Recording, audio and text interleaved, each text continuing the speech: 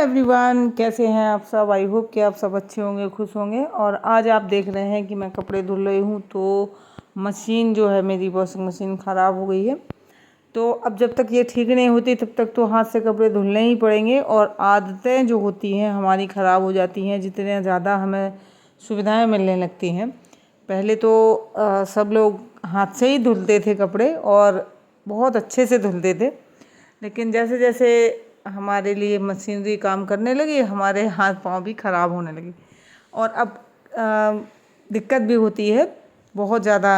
वैसे रोज़ के रोज़ कपड़े धुल जाते थे, अब क्या होता है कि कपड़े इकट्ठे करे जाते हैं, फिर मशीन में एक दिन लगा दिया तो ऐसे करके कपड़े भी इकट्ठे होते रहते हैं। और ये देखिए, फिर यहीं पे मैंने सोचा कि ये भाई मुझे अभी नहाने जाना है तो वॉश बेसिन भी क्लीन कर दूं। और इसको क्लीन करना मतलब हर 2 दिन में ही करना पड़ता है। मैं हर रोज़ तो नहीं करती हूँ, लेकिन हर 2-3 दिन में करती हूँ कायदे से। क्योंकि जब बाल धुलने होते हैं मुझे, तभी मैं इसको भी क्लीन करती हूँ। मुझे फिर ऐसा नहीं है कि इसको क्लीन कर दिया और ऐसे ही नहा लिया, फिर मैं बाल धो के कायदे से ही नहाना पड़ता है। तो इसको भी मैं रोज़ तो नहीं करती हूँ, लेकिन 3 दिन के अंदर करती हूँ।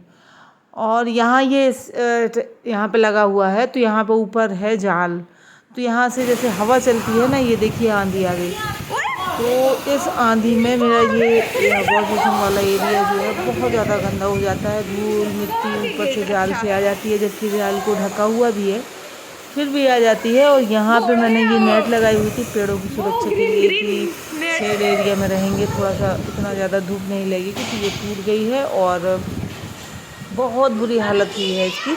बहुत ज़्यादा आंधी वगैरह जो है आता है और रोज़ का ही हो गया है ये। तो अब इसको भी दुरुस्त करेंगे जब आंधी या वो बिल्कुल कम हो जाएगा। फिर पानी भी बरस गया था।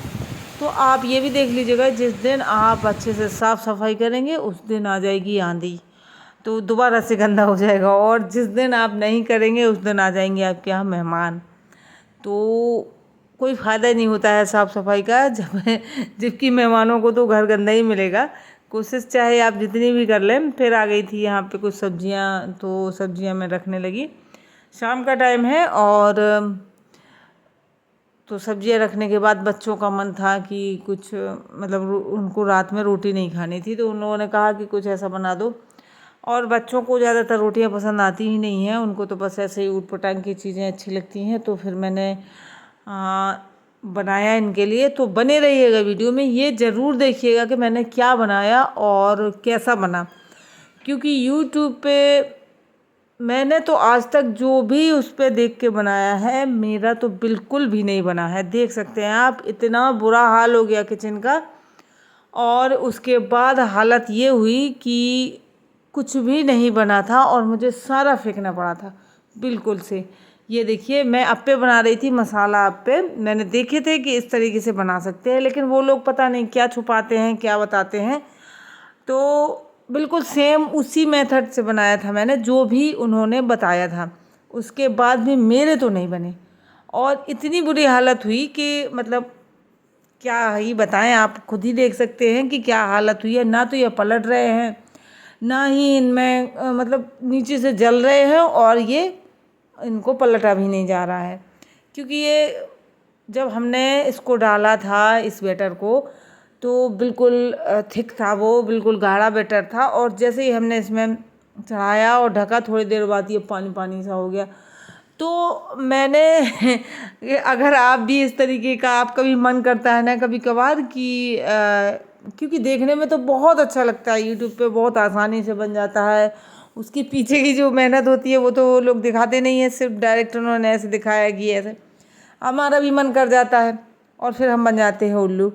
तो ये बन गए हैं हम उल्लू। और अब ये किसी काम का है नहीं, ना तो ये निकल रहा है और ना ही देखिए, एक बार का मैंने बना चुकी थी तो ये ना निकला था, तो इसको मैंने हटा दिया था। फिर दोबारा से ट्राई किया था तो दोबारा से भी वही हाल हुआ।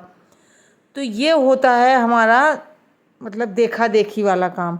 और ओरिजिनल जो होता है, देखिए बच्चों का मन नहीं माना तो वो बेचारे आ गए। मैं बताती जा रही थी कि वो नहीं बन रहे हैं, फिर भी उन्होंने सोचा शायद खाए जाएं तो खा लें, क्यों क्यों बर्बाद करें। लेकिन वो खाने लायक थे ही नहीं।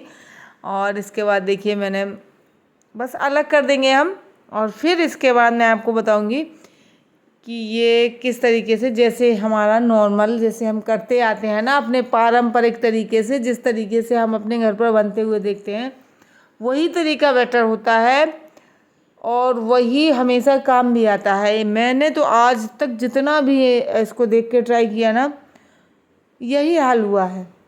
बाद में मुझे इसको या तो गैया को खिलाएंगे या किसी को ढूंढेंगे, गाय वगैरह आ जाएगी तो उसको खिला देंगे। और हालत जो किचन की हुई है वो भी आपने देख ली है, मैंने दिखा भी दी है। और इसके बाद देखिए जो पारंपरिक तरीके से हमारे यहाँ शुरुआत से बनते आ रहे हैं, बस वैसे ही मैंने बना दिए थे। तो वो बहुत सिंपल तरीके से बन भी गए थे, उसमें कोई भी कभी कोई झंझट होती ही नहीं है। ये लोग इतना अच्छा दिखाते हैं तो थोड़ा सा लगता है कि हाँ ये वाला ये चीज़ ऐड करेंगे तो इसका भी अलग टेस्ट होगा, ये वो होगा। कुछ भी नहीं होता है। अगर आप लोगों को भाई आपका बना हो तो मुझे कमेंट में ज़रूर बताइएगा, लेकिन मैंने आज तक जो भी ट्राई किया कभी भी नहीं बना है। तो कभी कभार ऐसे ही बेवकूफ़ी हम कर लेते हैं देख के, और तो कोई बात नहीं। फिर मैंने, बच्चों का तो मन था ही, फिर मैंने इनको ऐसे सिंपल तरीके से जिस तरीके से हम नॉर्मली बनाते हैं वैसे ही बना दिया था और बच्चों को अच्छा भी लगा था। तो मसाला वाले ही बनाए हैं। इसमें आलू का जो एक मसाला बनाया जाता है भरने के लिए, बस वो बना लिया था मैंने। और जो जैसे सूजी का जो बैटर बनाया था वो पहले एक चम्मच डाल दिया अप्पे के उसमें और मोल्ड में, और फिर इसके बाद मसाले की ऐसी टिक्की सी बना के बीच में रख दी, ऊपर से फिर से सूजी का घोल है वो डाल दिया और फिर रख दिया गैस पर, बस नॉर्मल तरीके से। ये देखिए मैं जैसे बता रही हूँ, अगर आप लोगों को करना हो तो ऐसे कर सकते हैं और ये बन भी जाते हैं, कोई टेंशन नहीं होती है। लेकिन मैंने जो बनाया था ना उसमें उन्होंने पोहा, मूंगफली के दाना और पता नहीं क्या क्या डाला था, वो भी मैंने बिल्कुल वैसे ही ट्राई किया था। तो ये पोहे की वजह से सारा काम बिगड़ गया था। मूंगफली का दाना और पोहा, ये दो चीज़ों ने सब कुछ बिगाड़ दिया था। वैसे सिंपल सूजी का बनाया था मैंने, बाद में वो बन गया था और बहुत ज़्यादा टेस्टी भी लग रहा था।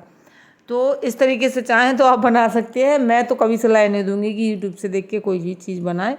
भाई जो हमारे घर में बनता आ रहा है, हम अपने घर वालों को देख के, अपनी माँ को देख के जो सीखते हैं, दादी को देख के सीखते हैं, नानी को देख के सीखते हैं, या मतलब सास को देख के सीखते हैं, अपनी सासू माँ को, वो ही सही होता है। क्योंकि वो प्रैक्टिकली हम लोग देखते हैं और फिर इसके बाद सीखते हैं। और ये इसमें तो पता नहीं कहाँ झोल होता है, कहाँ क्या होता है, क्या दिखाया जाता है, समझ में नहीं आता। और चलिए आज का वीडियो कैसा लगा ज़रूर बताएं कमेंट में, और अगर पसंद आए तो एक लाइक कर दें। मिलते हैं अगले वीडियो में, तब तक के लिए बाय बाय दोस्तों।